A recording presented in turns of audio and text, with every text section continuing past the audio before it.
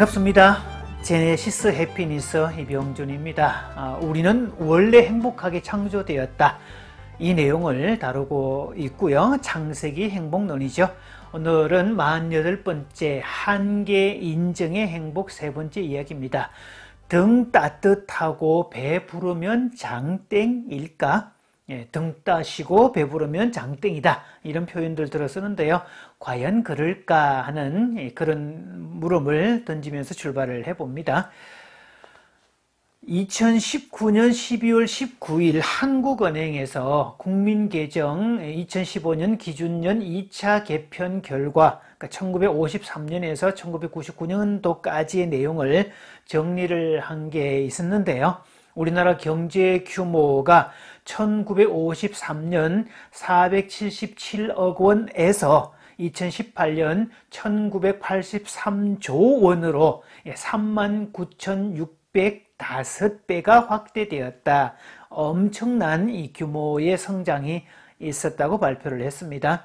1인당 GNI도 연평균 10%씩 성장해서 이 기간 67달러에서 33,034달러로 503배 늘었다. 자그마치 500배 이상이 늘었다라는 거죠. 사실 우리가 지금 살고 있는 이 삶의 수준, 6.25 전쟁 이후의 그때의 삶과 지금의 삶을 비교해 보면 자그마치 개인은 500배 이상의 잘 사는 모습이라는 점입니다. 정말 한강의 기적을 일으킨 주인공이다. 자원도 부족하고 국토도 작고 또 분단 국가라는 이 현실 앞에서 모든 조건이 열악함에도 불구하고 최단기간에 절대 가난의 문제를 해결한 대표적인 나라로, 모범적인 나라로 그렇게 소개가 되고 있습니다. 그런데요, 최근에 한국은 여러 가지 문제로 골치를 앓고 있죠. OECD 국가 중에서 청소년 자살률, 또 노인 자살률, 이혼율 및 결혼 기피율, 저출산율, 이런 것들이 거의 탑 수준에 있습니다. 이 수는 결코 밀리지 않는 이런 부분에서 이 정신병리적 문제를 계속 낳고 있죠. 거기에 우울증, 또 조현병, ADHD 등 이런 현상도 계속 급증하고 있습니다. 게다가 사회적으로는요, 이 청년들의 이 포기, 3포, 5포, 7포를 넘어서 N포 세대로 가는 이런 문제들이 심각하더라. 청년 실업 문제도 심각하더라. 특히 지금 코로나 사태 이후에 더더욱 이런 것들이 더 심해졌더라. 빈부의 격차는 더 커지고 있더라. 이런 문제들이 계속 드러나고 있습니다. 자, 그런데요, 물론 이런 것들 현상도 맞고 당연한 어떤 결과들이겠지만 사실 이 초점 자체가 생존의 문제, 물질적 차원에만 초점을 두고 있다는 점을 한번 짚어보아야 됩니다. 자, 그래서 왜 이런 현상이 생겼을까라는 물음을 던져보면 인본주의 심리학자인 아브라함 메슬로 이야기를 빌려오면 이 사람은 욕구 단계설을 이야기를 하죠. 이분 외에도 수많은 심리학자들이 욕구 단계설을 이야기를 하고 있는데요. 이 메슬로 이론에서도 사람이 기본적인 생존의 욕구를 해소하고 나면 관계적인 욕구로 좀 더 올라가면 이 심미적 욕구, 실존적 욕구로 점점 더 올라가게 된다. 즉 사람은 물질적인 요소, 안정의 요소, 생존의 요소가 해결되고 나면 관계의 요소나 사람의 본질적인 이 철학적인 물음을 던지는 실존의 물음을 묻는 존재, 그런 것을 추구하게 되어 있다라는 이야기입니다. 우리가 먹는 문제와 관련해서 앞부분에서 보장의 행복을 다루었던 적이 있었습니다. 하나님은 에덴 동산을 창설하시고 에덴 동산에 속한 모든 동물들에게는 푸른 풀을 식물로 주었다. 그래서 먹는 문제 때문에 아웅다웅할 필요가 없었고 약육 강식의 생태계가 만들어질 이유가 없었다는 겁니다. 풀은 풀이 식물이기 때문에 먹는 문제가 해결되었기 때문에 다른 아무것도 문제가 생기지 않는다고 그러죠.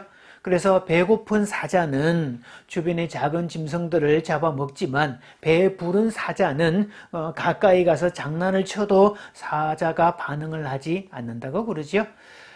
자, 그런 부분에서 짐승은 먹는 문제만 해결되면 만사 오케이, 속칭 등 따숩고 배부르면 장땡이다, 이렇게 될 수 있는데 사람은 그렇지 않다는 점입니다. 왜냐하면 잘 살게 된 대한민국, 6.25 전쟁 이후에 자그마치 500배 이상이나 잘 살게 된 대한민국, 그러면 지금쯤은 이 나라가 유토피아가 만들어져야 되는데 주변의 환경을 보면 전혀 그렇지 않다는 거죠. 최근에 부쩍 늘어났던 아까 정신병리적 현상들, 이 자살률과 같은 그런 것들을 보면 행복하다, 이런 질문에 관해서는 그다지 괜찮다고 인정할 만한 점수를 부여하기가 어렵습니다. 흔히 선진국 또는 복지국이라고 말하는 유럽의 몇 나라들이나 우리보다 앞서가는 그런 나라들의 특징을 보면 선진국이 되고 복지국이 되고 개인이 일을 갖지 않아도 직업이 없어도 굶어 죽지는 않게 되는, 그러니까 기본적인 보장이 된 그런 나라에서 자살률이 급증하는 것은 일종의 아이러니라고 말할 수밖에 없죠. 자, 바로 그 이유가 사람은 밥만으로 살 수 없는 존재이기 때문입니다. 그런 면에서 이 미국이나 호주나 뉴질랜드에서 그 원래 살고 있었던 그 원주민들을 대하는 이 원주민 대하는 정책을 보면요, 글쎄요, 조금 물음표가 던져지는 건데 정말 그 원주민을 위해주고 존중해주고 살 수 있도록 도와준다기보다는 곁에서 보는 시각으로 볼 때 어느 날 조용히 좀 사라져 주었으면 좋겠다, 이런 느낌까지도 갖게 만드는 정책입니다.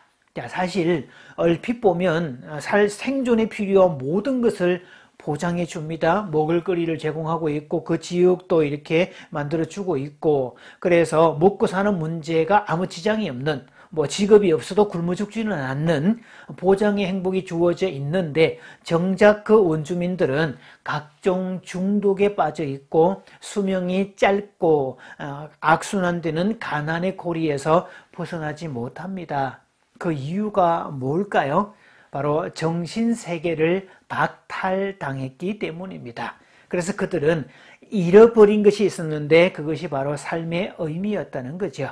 자, 삶의 의미를 잃었다, 인간으로서 살아갈 이유를 모른다, 이것만큼 큰 불행이 없다는 거죠. 외적으로 아무리 풍족해도, 먹는 문제가 아무리 해결되고 의식주가 아무리 풍요롭게 제공되어도 삶의 의미를 잃고 나면 전부를 잃게 된다. 반대로 의식주 부분이 힘들고 어렵고 그런 상황이라도 삶의 의미를 가진 사람은 끝까지 살아남게 된다라고 말할 수 있죠. 그래서 삶의 의미를 찾는 것은 이 철학과 종교의 영역인데 어릴 때부터 철학 교육을 시켜야 되고 인문학 교육을 시켜야 되고 어릴 때부터 신앙 교육, 종교 교육을 시켜야 될 이유가 바로 삶의 의미에 관한 물음을 던져주고 거기에 대한 해답을 알려주는 곳이 바로 철학과 종교의 영역이기 때문입니다. 그래서 사람은 등 따숩고 배부른다고 장땡이 될 수 없는 그런 특별한 존재라는 사실이죠. 사람은 의미가 있어야 되고 실존적 의미가 있어야, 살아가는 이유가 있어야 사람으로서의 가치를 추구할 수 있게 된다. 밥만으로 살 수 있는 존재가 아니다. 계속 제가 강조를 했습니다. 마치면서 질문 2가지 드립니다. 자, 행복을 위한 질문. 첫째, 먹고 사는 걱정이 전혀 없는 복지국가의 사람들, 그 사람들이 왜 더 많이 자살을 할까? 2번째, 어릴 때부터 신앙교육을 시켜야 될 이유는 무엇일까?